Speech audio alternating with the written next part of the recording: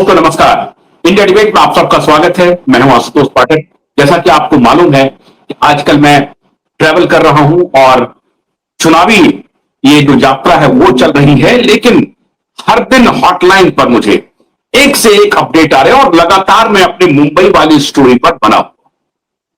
चुनावी जो यात्राएं हैं उसमें तो अपडेट मिल ही रहा है। मैं कोशिश भी कर रहा हूं आपको कुछ कुछ जानकारी देने का। तो कल आपने देखा होगा कि कैसे बिहार में क्या परिवर्तन हो रहा है, उसके बारे में मैंने आपको बताया था। लेकिन अभी एक और खबर मुझे मिल गई, और खबर मिली अपने बहुत सारे एडवोकेट के हवाले से। और नवंबर के पहले एक प्लानिंग चल रही थी बाप बेटे की तरफ से, और वो प्लानिंग है कि किसी भी प्रकार से नीलेश ओझा को इस सुनवाई से हटाया जाए, उसको बाहर किया जाए। नीलेश ओझा को रोको। क्या क्या तिक्रम भिराए गए? तिक्रम भिराए गए। आपको याद होगा कि ठीक मार्च के बाद, जब मार्च में माननीय नीलेश ओझा जी ने सबसे पहले जब पीआईएल फाइल किया था अक्टूबर नवंबर 2023 में, तो उस पीआईएल की सुनवाई 1.5 साल तक नहीं हुई। फरवरी 2025 में 7 फरवरी, याद कीजिए आप तारीख, 7 फरवरी 2025 को यकायक आलोक आराधे साहब आते हैं ट्रांसफर होकर के तेलंगाना हाईकोर्ट से, और उन्होंने बिना कोई सुगबुगाहट नहीं थी, सब लोग शांत थे, किसी को कुछ पता नहीं था, यकायक तारीख लग गई पीआईएल की हियरिंग की। हम लोग बहुत खुश हो गए।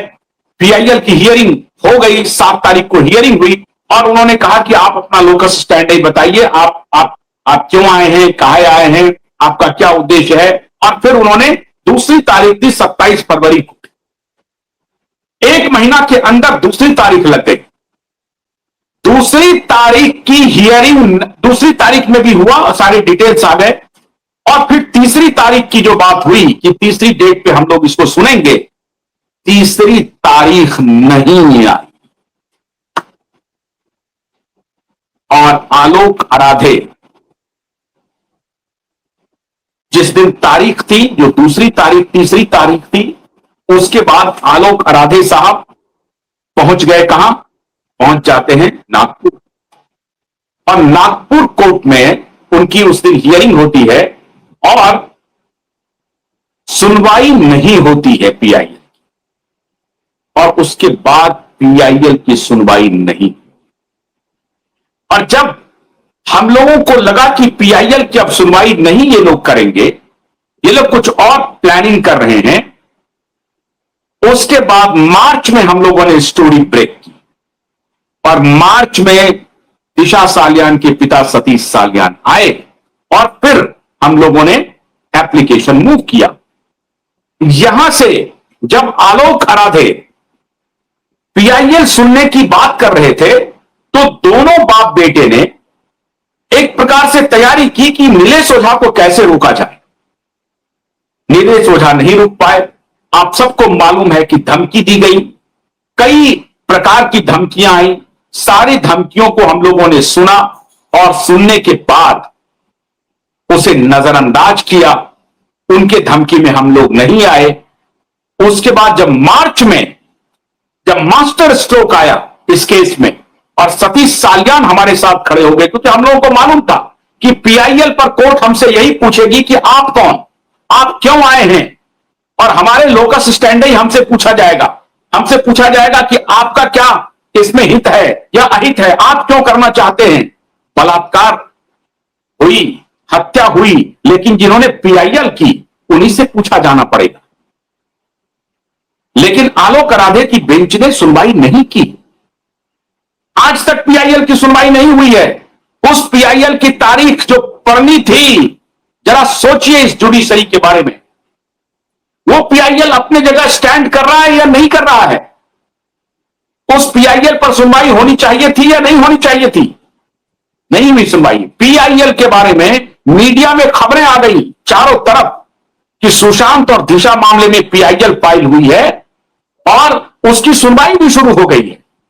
और chief justice of Mumbai high court ने सुनवाई शुरू कर दी।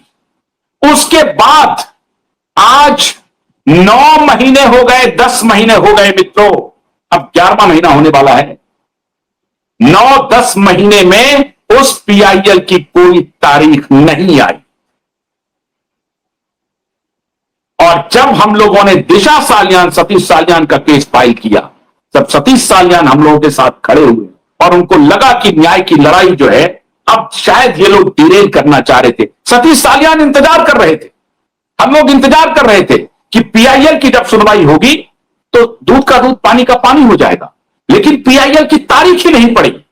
ये आप सबके सामने है मिलॉर्ड, पूरा देश देख रहा है, पीआईएल की तारीख नहीं पड़ी, कोई बात नहीं है। आप ध्यान रखते जाइए ये प्लानिंग कैसे चल रही है। 1.5 साल तक तो पहले पीआईएल की तारीख पड़ी नहीं, और जब आलोक राधे साहब आए उन्होंने पीआईएल की तारीख दी, 2 सुनवाई के बाद कोई तारीख पड़ी नहीं। तो जब इस केस में कुछ भी नहीं था तो जुडिशरी सुन करके पीआईएल को ही डिसमिस कर देती।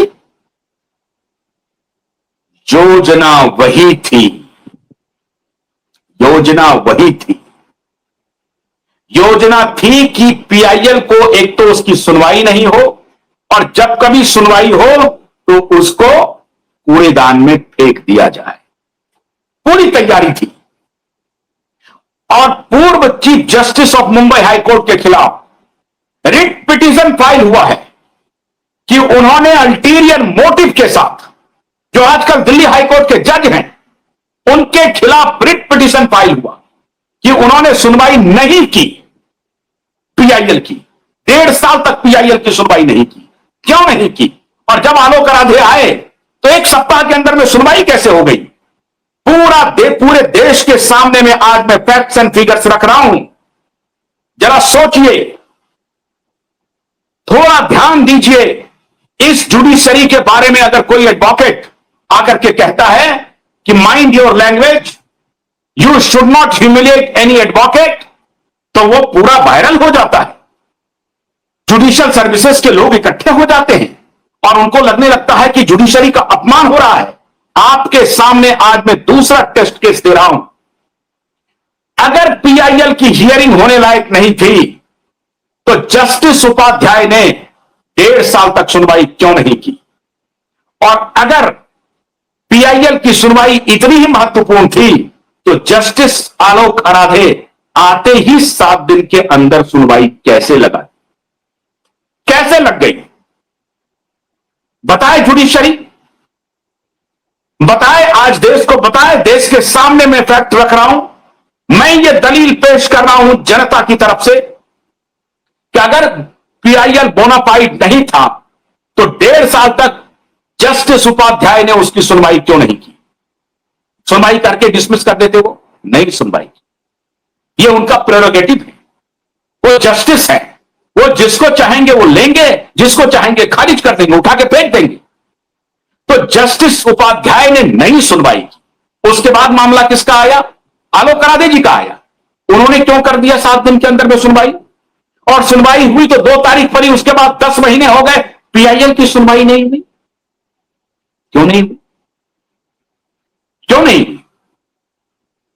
बताए आज देश को, पूरा जुडिशरी बताए। और आज मैं भारत के चीफ जस्टिस ऑफ इंडिया को सीधा सीधा एक्यूज कर रहा हूं। आपके सामने सारी सुनवाई हो रही है, आपके नाक के नीचे हो रही है। भयंकर अपराध किया जा रहा है।